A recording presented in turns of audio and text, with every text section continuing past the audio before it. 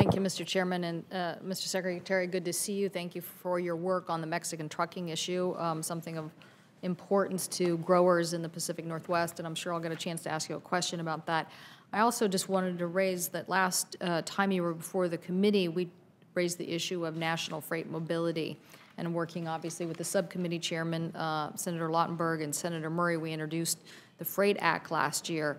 This bill recognizes the roles that ports play in moving freight that are obviously necessary and the infrastructure that goes along with it, and obviously it is something that creates jobs and very much needed boost to our economy.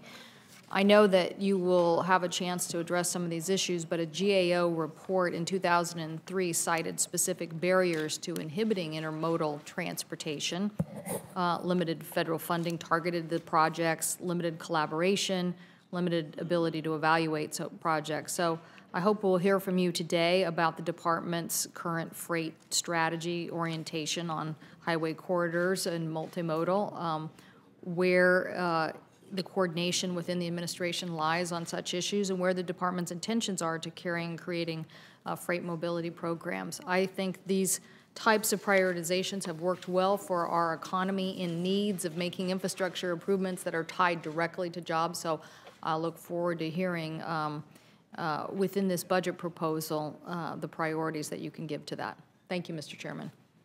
Thank you Senator Cantwell. Thank you, Mr. Chairman. Secretary LaHood, again, a couple of different questions. One, the Columbia River crossing is a pretty big project for us, connecting Vancouver, Washington to Portland, Oregon, and it's a kind of one-of-a-kind, really, when it's that big of a multimodal project, including light rail, so we very much appreciate that it's in the President's budget proposal. So thank you very much for that. We have some questions, I think, for the record on how the FTA match is calculated, so if you could bear with us on that. But the larger question, with the Federal Highway Administration and the Federal Transit Administration involved, and potentially with the design of the bridge, maybe even the FAA involved, does it make sense to have someone within the Secretary's office assign the role of project facilitator when it's interdepartmental design issues? We had a meeting with both governors when they were here for the governor's meeting. I met with them on a Sunday afternoon. We made a as strong a commitment as we could make to the Columbia Bridge crossing. It's one of the very unique infrastructure projects that really reflects big, bold, intermodal. It includes highways, it includes transit, it includes freight, it includes an opportunity for just about every mode of transportation to be included. It also includes a lot of different funding sources, which are that's what makes it creative and very unique. And I told both governors that I would find someone within my office that would be on this particular project until we get it to construction. And do you view them as a facilitator? I mean, my colleague was, asking about EIA statements, and when you think about every agency going through a different siloed approach to that, you could see how the project could drag on for a long time without those agencies coordinating. So you would view that as a facilitator across the groups? Yes, we would have a person assigned to this project in order to make sure that all the bureaucratic paperwork is coordinated in a way that keeps it moving. And completed in a timely fashion. Correct. Okay, great. Thank you very much for that. On the Mexican trucking issue, the press release that the President's office issued said Mexico will reduce its retaliatory tariffs by 50% once the agreement is assigned. And then talked about normalization. What does normalization mean to the Mexican government? I want to confirm that they are going to reduce their tariffs by 50%. On the day the agreement is signed, 50% of the tariffs will come off. On the day the first truck starts rolling across the border, the other 50% of the tariffs will be taken off. And that's the understanding in the agreement? That's the understanding of both countries, absolutely. All right. Thank you, Mr. Secretary. Now, back to my opening statement about freight mobility. What are the department's intentions in creating a dedicated program? And do you think that strategy is in your office or led by the Highway Administration?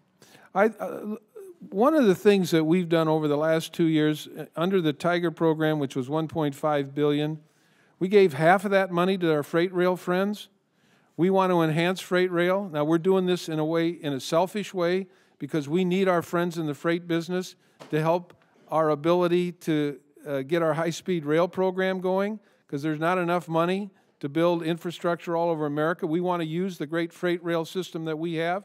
We have reached agreements with a number of the freight companies in the states that have received high-speed rail money. We're very pleased with the cooperation that our friends in freight rail have given to us, not only in accepting the money, fixing up infrastructure, reaching agreements with the states.